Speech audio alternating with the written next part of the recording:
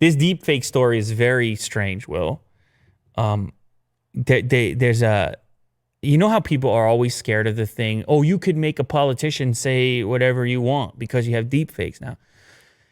I think this is more practical and more immediate. We are talking about deep fake individuals who don't exist, identities that don't exist, that are out in the world and on social media and participating and writing articles and living an artificial identity that allows the individual to do and say whatever some master manipulator or puppet may want. Did this give you an idea right now? Oh, kind of like that. So you're currently... Like a digital influencer. This digital influencer, though, is obviously CG. Whereas the deep fake tech...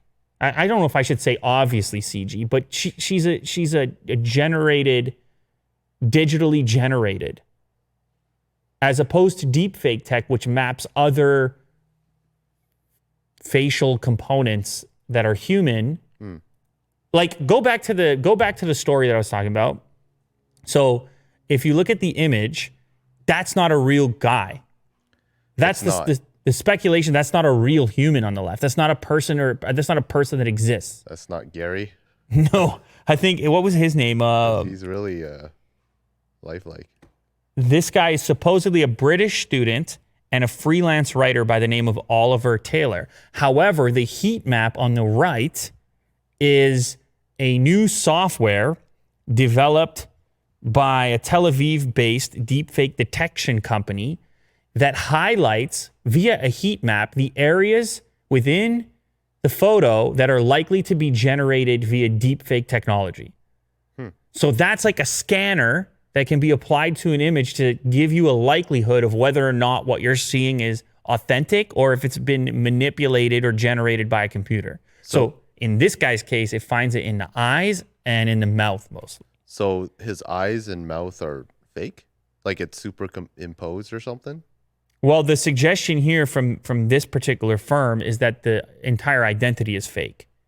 Oh, so what's with the heat map? The heat map identifies the regions that indicate whether it's a fake or not. So the majority of the manipulation of this particular image happened in the eyes and the mouth. I see. Right. Online profiles describe him as a coffee lover and politics junkie who was raised in a traditional Jewish home. His half-dozen freelance editorials and blog posts reveal an active interest in Jewish affairs, with bylines in the Jerusalem Post and the Times of Israel. He's a writer, a journalist, who they think doesn't exist. So what I'm trying to get at here, Will, is you don't have the same human consequences. If you just are a puppeteer, you have 10 different writers, you can set a particular agenda, deep fake the identities, because when people went to investigate, they're like, this guy has no history. Who is this person? Yeah, and the writer gets heat. The writer can get all the heat in the world because he doesn't exist. No one cares. There's no identity that you have to protect. And if the person gets obliterated and can't write any more articles, so what? Make another one. Yeah.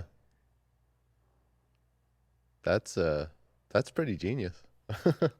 So I think the thing people were worried about with the deepfake stuff is maybe not what they should be most immediately worried about. It should be more in this range where we read things and look at things. We participate in social media. We look at an article. We assume it to be a thing written by a human. We assume the source of our media to be human generated. And by human generated, I guess I mean individual identity generated. And then our truth, the things we perceive to be true, are somehow tied up inside of public opinion and what the public is saying.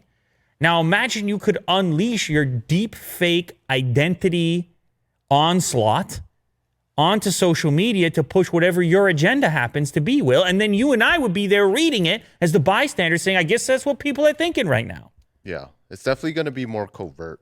It could be one dude with an army that makes it look like an entire population believes the thing to be true. Yeah, that's scary.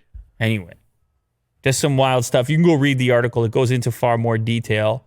But this particular firm thinks that this face is and this identity is absolutely not real. Pretty amazing.